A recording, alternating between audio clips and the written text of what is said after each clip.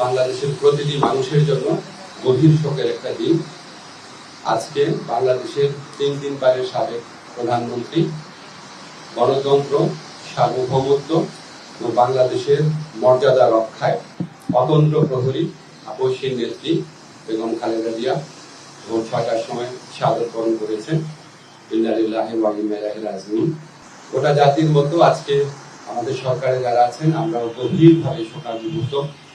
এই শোকের পরিবেশে আজকে বিশেষ আয়োজনে প্রধান উপদেষ্টার সভাপতিত্বে উপদেষ্টা পরিষদের একটা বিশেষ সভা অনুষ্ঠিত হয়েছে। সভার শুরুতে সাবেক প্রধানমন্ত্রী বেগম খালেদা জিয়ার মৃত্যুতে দাঁড়িয়ে 1 মিনিটের নীরবতা পালন করা হয় এবং তার আত্মার মাগফিরাত কামনা করে মোনাজাত করা হয়। মোনাজাত পরিচালনা করেন আমাদের ধর্মমন্ত্রী। সভায় বেগম জিয়ার মৃত্যুতে আগামীকাল থেকে 3 দিনের জন্য রাষ্ট্রীয় শোক প্রস্তাব গৃহীত হয়েছে এবং আগামীকাল সাধারণ ছুটির ঘোষণার সিদ্ধান্ত হয়েছে। সভায় বেগম জিয়ার মৃত্যুতে শোক প্রস্তাব গৃহীত হয়। শোক প্রস্তাব পাঠ করেন আমাদের তথ্য এবং পরিবেশ উপদেষ্টা। সবাই সিদ্ধান্ত হয় যে বাংলাদেশের যত দূতাবাস আছে পৃথিবীর বিভিন্ন প্রান্তে সেখানে শোক বই ফেলা হবে।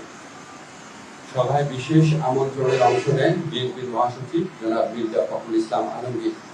তিনি সাবেক প্রধানমন্ত্রী বেগম খালেদা জিয়ার পক্ষ থেকে, খালেদা জিয়ার পরিবার, বেগম এবং দলের পক্ষ থেকে অন্তর্বর্তীকালীন প্রতি কৃতজ্ঞতা প্রকাশ করেন এবং বেগম জিয়ার নিরাপত্তা সহ সকল ক্ষেত্রে প্রয়োজনীয় সহযোগিতা প্রদান করার জন্য ধন্যবাদ জানান। মির্জা ফখরুল ইসলাম আলমগীর সাহেব আমাদের সভাকে অবহিত করেন যে আগামীকাল বুধবার বাদ জোহর জাতীয় সংসদের দক্ষিণ প্লাজা এবং এর সংলগ্ন মানিক মিয়া এভিনিউতে বেগম খালেদা জিয়ার জানাজা অনুষ্ঠিত হবে। জানাজার পর তাকে শহীদ রাষ্ট্রপতি, বীর মুক্তিযোদ্ধা রাষ্ট্রপতি জিয়াউর রহমানের পাশে দাফন করা হবে। ওনার দাফন করা হবে শহীদ রাষ্ট্রপতি জিয়াউর রহমানের পাশে। আজকে সবাই বেগম জিয়ার দাফন এবং জানাজা সম্পর্কিত বিষয়ে সরকার সব ধরনের সহযোগিতা প্রদান করবে বলে জানিয়েছেন মাননীয় প্রধান উপদেষ্টা। মাননীয় প্রধান উপদেষ্টা ডক্টর মোহাম্মদ ইউনূস সভায় বেগম জিয়ার বিষয়ে বিভিন্ন স্মৃতিচারণ করেন। একটা কথা বলতেই হচ্ছে, যিনি আমাদেরকে মনে করিয়ে দেন শেষ যখন দেখা হয়েছিল বেগম জিয়ার সাথে একান্তে অনেকক্ষণ কথা বলেছিল।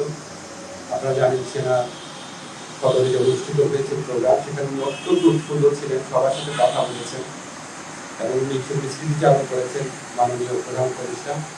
উনি এটা বারবার বলেছেন যে আজকে এরকম এক জাতির এই বিশেষ মুহূর্তে আমাদের বেগম খালেদা জিয়ার উপস্থিতি অনেক প্রয়োজন ছিল।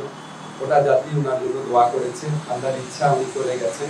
কিন্তু বাংলাদেশের ইতিহাসে, বাংলাদেশের প্রতিটি মানুষের হৃদয়ে, বাংলাদেশের প্রতিটি আত্মমর্যাদাশীল গণতন্ত্রকামী দেশপ্রেমিক মানুষের হৃদয়ে ওনার অবস্থান অক্ষয় অবিনশ্বর হয়ে থাকে।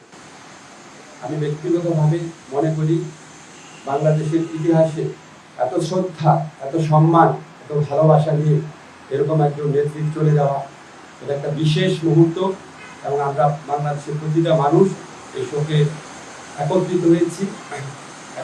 একত্রে আমরা আগামীকাল শোক দিবস পালন করবো, এরপরে যেদিন শোক দিবস পালন করবো সবাই আমরা বেগম খালেদা জিয়ার প্রতি যথার্থ সম্মান প্রদর্শনের জন্য ওনার যে জানাজা হবে এবং ওনার যে দাফন কাজ হবে সেটা আমরা অত্যন্ত শৃঙ্খলার সাথে আফগান পরিবেশে আমরা আমাদের সবার দায়িত্ববোধ থেকে সুশৃঙ্খলভাবে এই অনুষ্ঠানগুলো আমরা দাফন এবং জানাজার যে কর্মসূচি রয়েছে সেগুলো আমরা পালন করবো, এই প্রত্যাশা আমরা রাখি।